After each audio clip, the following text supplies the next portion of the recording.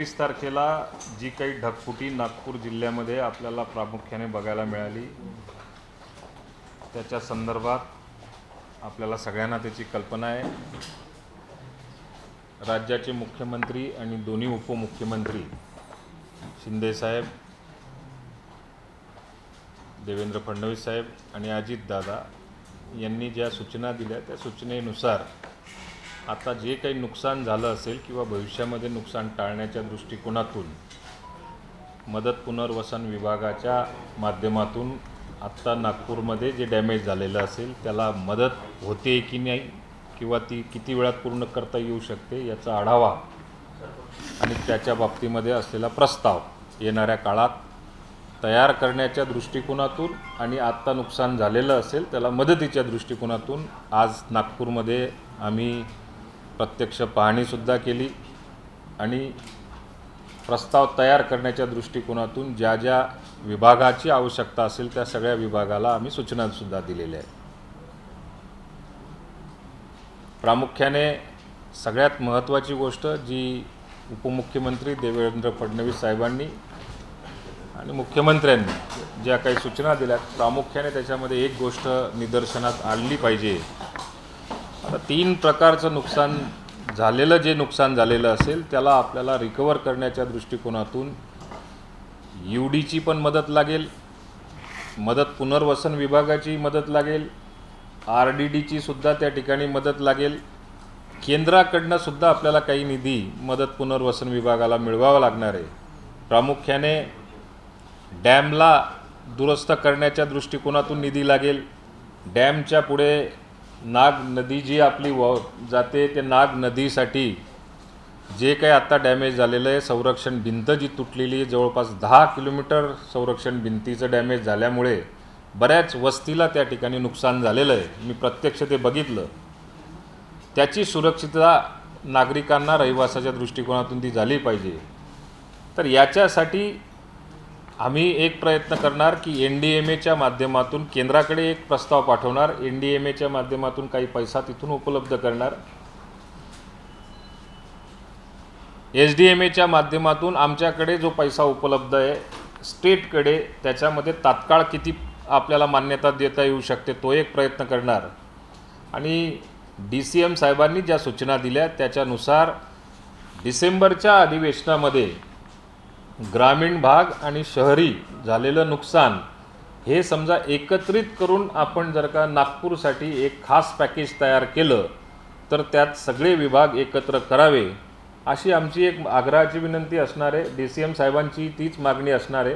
त्याच प्रकारच्या सूचनासुद्धा आम्हाला दिलेल्या आहेत। एक नागपूरसाठी एक विशेष पॅकेज करून ग्रामीण भागातलं झालेलं नुकसान आणि झालेलं शहरातलं नुकसान ज्याला स्ट्रक्चरल असेल किंवा नॉन स्ट्रक्चरल असेल अशा सगळ्या गोष्टींना एकत्र करून आपण नागपूरसाठी एक वेगळं पॅकेज करावं अशा सूचना मलासुद्धा आहेत आणि त्या स्वरूपाच्या आमची पावलंसुद्धा असणार आहे। त्याच्यामध्ये अजून एक महत्त्वाची गोष्ट की जवळपास 12,500 लोकांचा ज्यांचं घरामध्ये नुकसान पाणी शिरून झालेलं आहे त्याच्यासाठी शासनाच्या वतीने सानुग्रह अनुदानाच्या माध्यमातून 12,500 लोकांचे पंचनामे झालेले आहेत। हा आकडा 16,000पर्यंत किंवा 17,000पर्यंत जाऊ शकतो। टप्प्याटप्प्याने अजून काही राहिलेले असतील तर ती सगळी टप्प्याटप्प्याने पंचनामे येणाऱ्या काळामध्ये 2 तारखेपर्यंत पूर्ण करण्याचा निर्णय आणि तशा सूचना या कलेक्टरांना आम्ही आजच्या मीटिंगच्या माध्यमातून दिलेले आहेत। 3 तारखेपासून ज्यांचे पंचनामे झाले असतील जरी आपल्याकडे झिरो बॅलन्स असेल किंवा शासनाची त्यांना मदत लागत असेल तर 3 तारखेपासून पुढच्या 2 ते 3 दिवसामध्ये जे 10,000चं सानुग्रह अनुदान त्यांना वितरित केलं पाहिजे ते केलं जाईल। नागरिकांना किंवा जनतेला, नागपूरच्या जनतेला, नागरिकांना माझी अशी एक विनंती असणार आहे, मधल्या काळामध्ये माझ्याकडे ज्या आत्ता रस्त्याने तक्रारी मिळाल्या किंवा जे लोकांनी मला अवगत केलं की काही लोक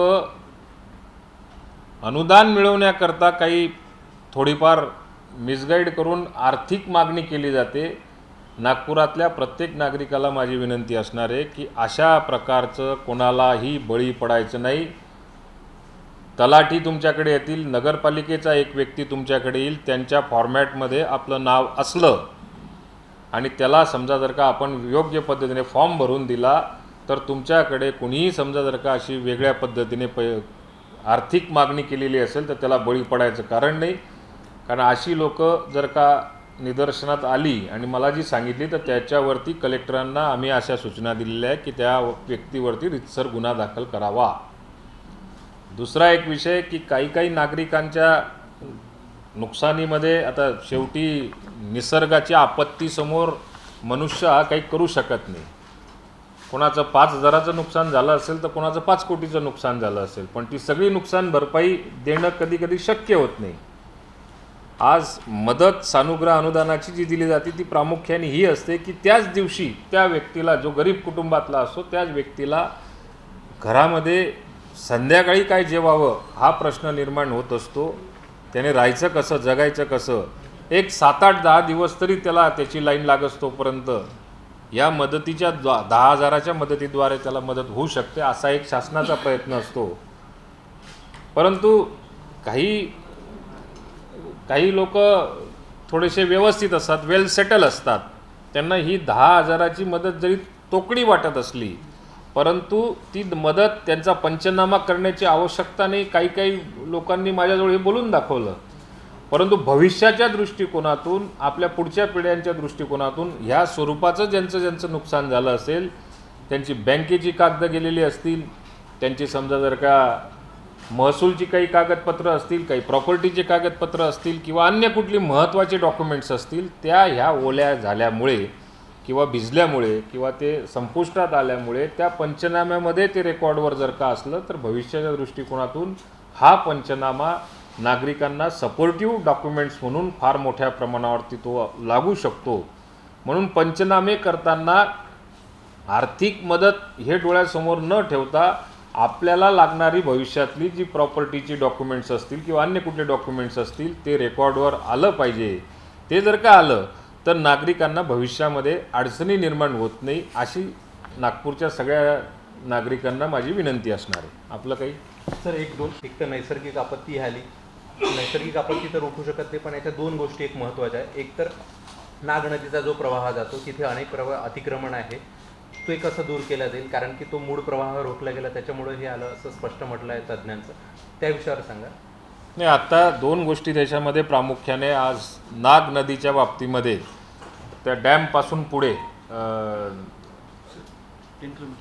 जवळपास 10 किलोमीटरपर्यंत ज्या ठिकाणी थोडंसं कुठेतरी अडथळे निर्माण होण्याच्या दृष्टिकोनातून काही जे ब्रिजेस बांधले गेलेले असतील, काही छोटे पुलं असतील, आमचं असं म्हणणं असणार आहे की ते ताबडतोब त्याला डिसमेंटल केलं पाहिजे की एक तर नदीचा प्रवाह आहे तो मोकळा झाला पाहिजे. आणि भविष्यामध्ये समजा बांधायचेच असतील तर त्याच्यामध्ये काही पियर्समध्ये अडथळा न निर्माण होतात, ज्याला हँगिंग म्हटलं जातं, हँग करून तशा स्वरूपाचे भविष्यात बांधायची वेळ आली तर तसे सजेस्ट करायला पाहिजे. हा एक प्रमुख विषय आहे. आणि नाग नदीच्या आजूबाजूला आत्तापर्यंत ज्या काही भिंती कोलॅप्स झालेल्या आहेत, ज्याला संरक्षणाच्या दृष्टिकोनातून ज्या काही भिंती बांधणं गरजेचं आहे आपल्याला, सुरक्षाच्या दृष्टिकोनातून संरक्षण भिंत, त्या सर्व संरक्षण भिंतींच्या बाबतीमध्ये महापालिके पुढच्या 10 दिवसामध्ये आमच्याकडे त्याचा रिपोर्ट सादर करेल आणि चांगल्या पद्धतीने ते संरक्षण भिंती बांधल्या जातील. सर यालाच लागून एक मिनिट यालाच लागून होता. तर याचा दुसरा प्रश्न जो होता, पहिला जो विचारला मी, दुसरा असा की एकतर अतिक्रमणाचा झाला, दुसरा असा की गेल्या 7 वर्षांपूर्वी अंबाझरी तलाव हा केव्हाही पडू शकतो, त्याची भिंत पडू शकते, हा मेरीनं अहवाल दिलेला आहे नाशिकच्या. तर 7 वर्षापूर्वी फक्त ऑन रेकॉर्ड त्याचं सुरक्षा झालं, इम्प्लिमेंटेशन झालं नाही. तर जर पडलं तर फुटलं तर आणखी नुकसान होऊ शकतं. अंबाझरीच्या बाबतीमध्ये तुम्ही जो प्रश्न विचारला त्याच्यात उपमुख्यमंत्र्यांनी परवाच आमच्यासारख्यांना सूचना दिली. मदत पुनर्वसन विभागाच्या आणि इरिगेशनच्या माध्यमातून पुढच्या महिनाभरामध्ये याचं एक स्ट्रक्चरल ऑडिट केलं जाईल आणि स्ट्रक्चरल ऑडिट करून मदत पुनर्वसन विभागाच्या नॉन स्ट्रक्चरल ग्रँटमधनं आम्ही त्यांना पैसा उपलब्ध करू आणि त्याला जी काही गरज असेल तेवढी गरज आम्ही आमच्या विभागाकडनं लवकरात लवकर केली जाईल.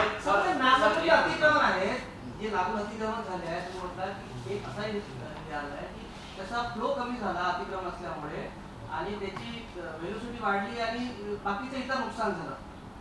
ते अतिक्रमण काढण्यासंदर्भातलं काही आहे का?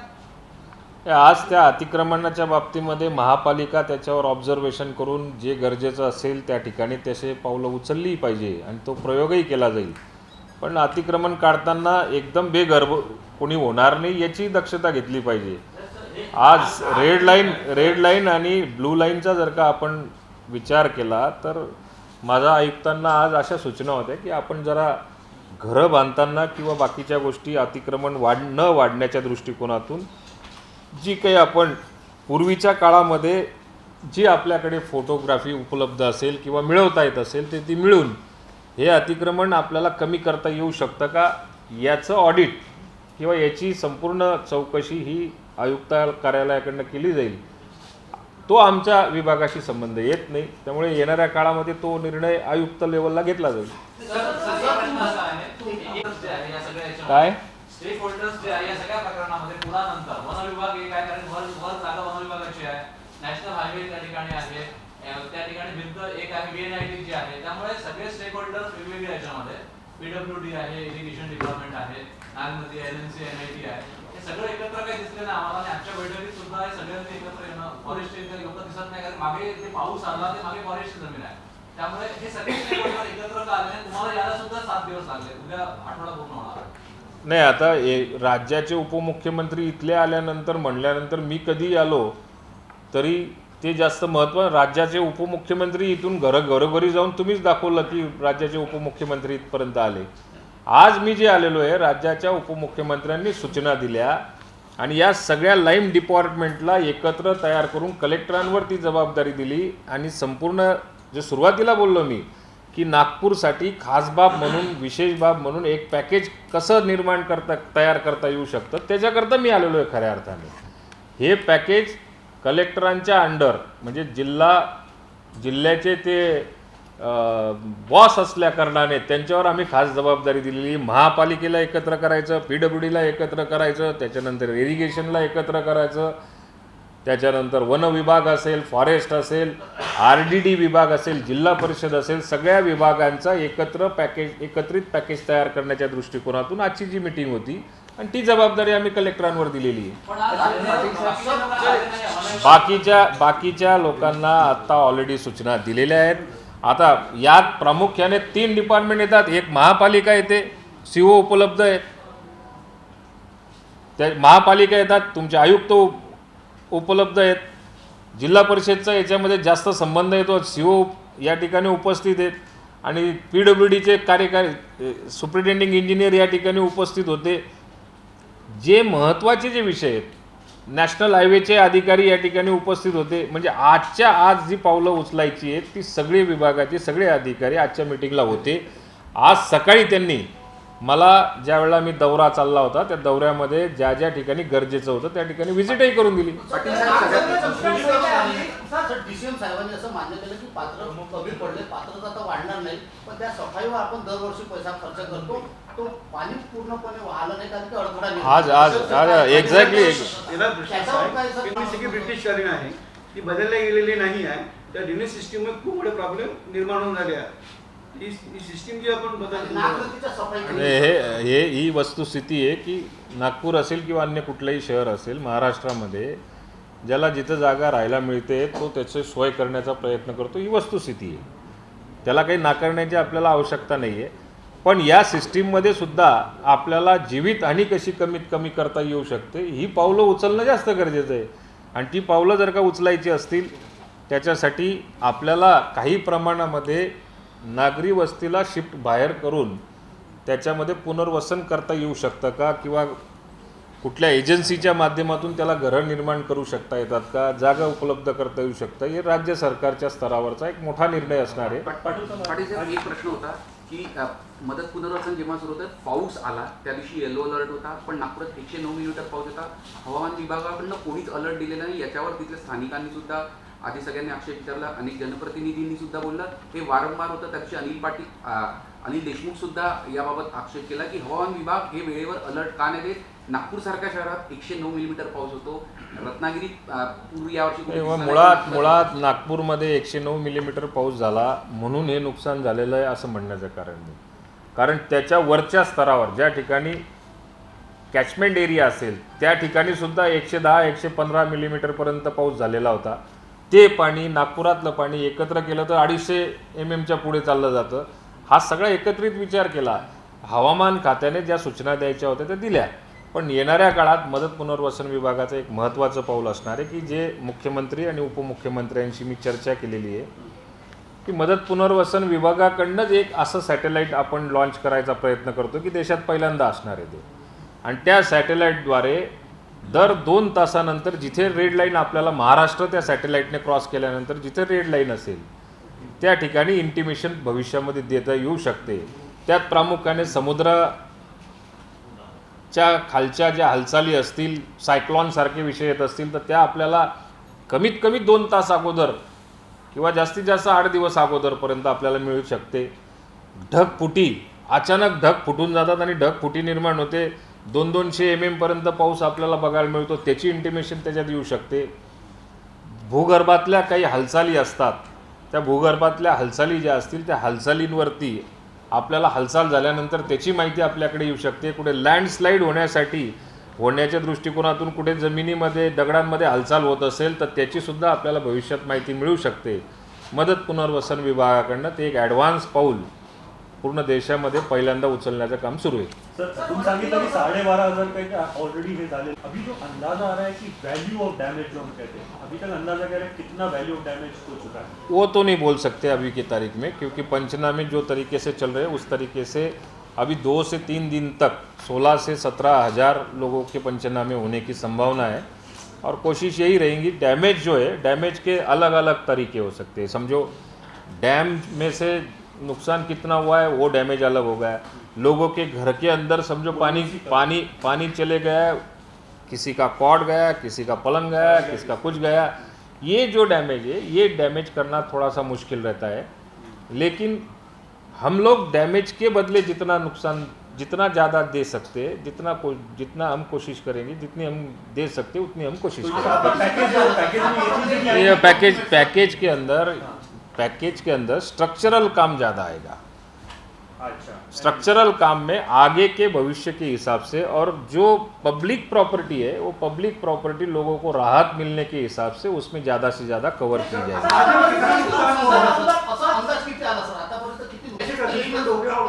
आता हे बघा, अंदाज समजा 200 कोटी रुपये जरी आमचा असला पब्लिक प्रॉपर्टीचा, आमची डिमांड ही असणार आहे की नागपूरचं भलं झालं पाहिजे, तर 400 कोटीचं पॅकेज मंजूर करून घ्यावं की जेणेकरून भविष्यामध्ये नुकसान होणार नाही. धन्यवाद. मी वेग बोललेलो आहे. 200 कोटीचं पॅकेज जर नुकसान पब्लिक प्रॉपर्टीचं जर का झालं असेल, हां मी एक्झाम्पल देतोय, ते काही तुम्ही ते वस्तुस्थितीला धरू नका. आमची सरकार इतकं सक्षम आहे, सरकारची पावलं नागपूरचं भलंच झालं पाहिजे या दृष्टिकोनातून दुप्पट जरी झाली मागणी तरी आमची मंजूर करण्यासाठी तयारी आहे.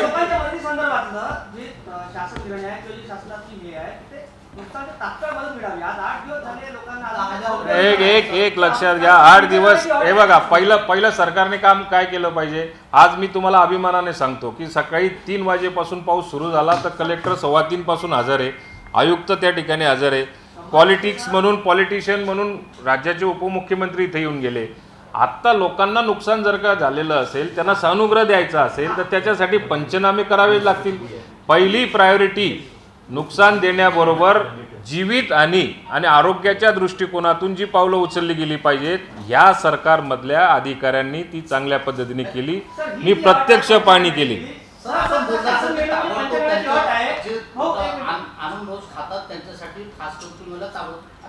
ते ऑलरेडी तुम्हाला बहुतेक माझं लक्षात आलं नाही, ती ऑलरेडी सुरू झालेली आहे. 2 ते 3 तारखेपर्यंत 100% पूर्ण होऊन जाईल आमचं. काय आपली दुष्काळी संहिता आहे, दुष्काळ जाहीर करण्यासंदर्भातली 2015ची आपण जी दिली आहे, त्यातलं काही अटी ज्या आहेत त्या फार क्लिष्ट असं काही. आता 2016 साली शासनाने, केंद्र सरकारने जे निकष घेतलेले त्या निकषांमध्ये कृषी विभागाच्या कृषी मंत्र्यांच्या माध्यमातून केंद्रामधल्या काही निकषांमध्ये जर का आपण बदल केला तर शेतकऱ्यांच्या दृष्टिकोनातून, विमा मिळण्याच्या दृष्टिकोनातून किंवा मदतीच्या अनुषंगाने शेतकऱ्याला जास्तीत जास्त महाराष्ट्रातल्या फायदा मिळाला पाहिजे, मदत झाली पाहिजे, हा एक प्रयत्न कृषी विभागाकडनं किंवा मदत पुनर्वसन विभागाकडे केंद्र सरकारकडे आमची मागणी राहणार आहे. आणि तो त्याच्यातच एक जर पावसाच्या खंड संदर्भातलं जी अट दिली आहे 2 महिन्याची ती फारच जास्त आहे. 21 पावसाचा खंड जो असतो त्याची अट 21 पहिल्या ट्रिगर करता 21 दिवस असते. दुसऱ्यांदा सर ऑगस्ट दिली आहे ती नंतरची. त्यात जे काही निकष लावलेले आहेत त्या निकषांवरती एक चांगला आमचा ड्राफ्ट तयार करण्याचं काम चाललं आहे. आत्ताच तो एक्सपोज किंवा त्याच्यावर चर्चा करण्यात काही अर्थ नाही, पण केंद्र सरकारकडे कृषी विभागाकडनं येणाऱ्या काळासाठी जे 2016ला झाले, आता झाले त्याला 8-10 वर्ष, त्याच्यात आपण बदल जर का केला तर महाराष्ट्रातल्या शेतकऱ्याला चांगला दिलासा मिळू शकतो. मदतला मिळेल. आता जी जून जुलैला आपण अहवाल पाठवला विभागाचा 71,000 कोटीचं नुकसानीचं आहे, त्याची नुकसान काय? पाऊस झाला पाऊस अतिवृष्टीमुळे नुकसान झालं. आता 2 महिन्यापूर्वी काय म्हणताय? नागपूरचं नाही सर ते आपण 71,000 हेक्टरचं नुकसान आहे. नाही, आत्ता आहे बघा, 2023 मधलं जे काही नुकसान झालेलं आहे त्याचे पंचनामे होऊन ते आयुक्तांतर्फे ते आमच्या विभागाकडे येतात. ते नागपूर विभागाचे आलेले जर का असतील तर मी पुढच्या आठवड्यात गेल्यानंतर तपासतो, त्याच्यावरती निर्णय जो घ्यायचा तो घेतला जाईल. 2022ला सततच्या पावसामध्ये महाराष्ट्रातलं ज्यांचं नुकसान झालेलं होतं ते नुकसानाची वाटप किंवा त्याची मदत ही जवळपास 1500 कोटीपैकी 700-750 कोटीपर्यंत आमच्या विभागाकडनं झालेली आहे. 15 तारखेपासून तर 20 तारखेपर्यंत राज्यातल्या सगळ्या लोकांना 2022चं मदत जी असेल राहिलेली ती मिळून जाणार. ई पंचनामे झाले आता काही सगळ्या ई पंचनामे झालेले आहे. फायद्यावर राहणार. आता हे सगळं झाल्यानंतर आयुक्तांकडनं आम्हाला प्रॉपर मदत पुनर्वसन विभागाला याला आयुक्ताच्या स्तरावरती तपासणी करायला थोडा वेळ जात असेल तर आमच्याकडे आल्यानंतर त्याला निर्णय होईल. सैटेलाइट कधी आपने जो बात करी, बट साथ में दूसरी बात ये भी कि ब्यूटिफिकेशन के नाम पे कई इंफ्रास्ट्रक्चर प्रोजेक्ट सिटी में बन रहे हैं और उसके कारण भी ये चीज़ें अड़कड़े आते हैं. तो आपकी जो आप बढ़ावा बैठक किया है उसमें इस चीज़ पे भी डिस्कशन हो रहा है क्या कि रैंडम इंफ्रास्ट्रक्चर अपन बढ़ाते जा रहे हैं, क्या हमारी सिटी डिजास्टर को हैंडल कर सकती है? नहीं, ये लोग तो बहुत अच्छा काम कर रहे हैं, रिलीफ मैनेजमेंट. देखो ये दो चीज़ें इसमें, एक तरफ हम लोगों को ये लगता है कि स्वच्छ शहर, सुंदर शहर, ये भी लगता है शहर अच्छा भी दिखने को होना और सुंदर भी लगने को होना. एक तरफ ये डेवलपमेंट भी हम लोगों को लगती है और दूसरी तरफ डिज़ास्टर के हिसाब से ऐसा प्रसंग समझो, मैंने जो मालूमात ली उस हिसाब से ये जो प्रसंग हुआ 94 के बाद में अभी हुआ. अब कोई भी चीज़ हम लोगों को इसके आगे सोच के चलना पड़ेगा. इस तरीके से डेवलप करोगे और उसके अंदर समझो ये तरीके के प्रॉब्लम समझो महाराष्ट्र के अंदर कोई भी जगह समझो निर्माण होएगा तो हम लोगों को आगे का 50 साल का सोच के चलना पड़ेगा. माजी मदत आणि पुनर्वसन मंत्री विजय वडेट्टीवार असं म्हणाले की 1,000 कोटी रुपयांचं नुकसान झालं. नाही, आता ते माझी मदत पुनर्वसन विभागाच्या मंत्री माझे मार्गदर्शक आहेत. मी नक्की त्यांच्याकडनं याची माहिती घेईल की राज्यामध्ये किंवा नागपुरामध्ये 1,000 कोटीचं झालेलं आहे का 5,000 कोटीचं झालेलं आहे. हे सरकार कमी पडणार नाही. जे नुकसान झालेलं असेल त्या नुकसानीला आपण कसं जास्तीत जास्त मदत करू शकतो ती मदत केली जाईल. पण वडेट्टीवार साहेबांचं मी नक्की मार्गदर्शन घेईल की त्यांनी यापूर्वी त्यांच्याकडे 2.5 वर्षात आल्यानंतर असं हजारो कोटीचं कुठे कुठे नुकसान भरपाई दिलेली त्यांच्याकडनंच सगळे फॉर्मॅट घेईल आणि त्यांच्याचकडची माहिती त्यांनाच विचारून राज्याला मदत करेल.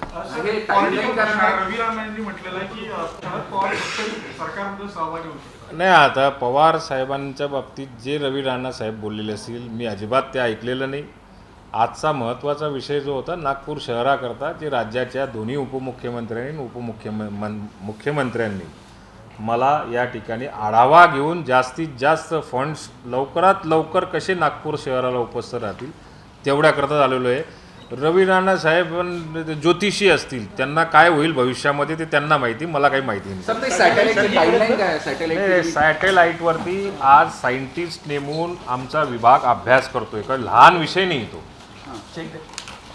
लहान विषय नाही आहे, पण याच्यावरती एक सायंटिस्ट आम्ही हायर करतोय, कारण त्या क्षेत्रातला अभ्यास असलेला व्यक्ती जो असेल तो जोपर्यंत याच्यावरती त्याचं ओपिनियन एकदम व्यवस्थित देत नाही, त्या ओपिनियनबरोबर त्या सॅटेलाईटबरोबर मुख्यमंत्र्यांनी आणि अजितदादांनी मला ह्या सूचना केलेल्या आहेत की याला कृषी विभागाला काय फायदा होऊ शकतो, अन्य कुठल्या विभागाला याच्यात फॉरेस्टला इन्क्लूड करता येऊ शकतो का, मदत पुनर्वसन विभागाचं जरी असलं तरी राज्याच्या इतर विभागांना याचा ज्यांना ज्यांना फायदा होऊ शकतो त्या विभागांचं त्याच्यामध्ये इन्क्लूड केलं तर तो एक विचार करायचं चाललं आहे. हा सॅटेलाईट आज जरी विचार केला तरीसुद्धा त्याला वर्ष दीड वर्ष लॉन्च व्हायला 2 वर्षही लागू शकतात, पण ते सगळं तयार करणे, वर पाठवणे, नॅशनल लेवलच्या इंटरनॅशनल लेवलच्या सगळ्या मान्यता घेणे, पण तो एक भविष्याचं फार मोठं पाऊल उचल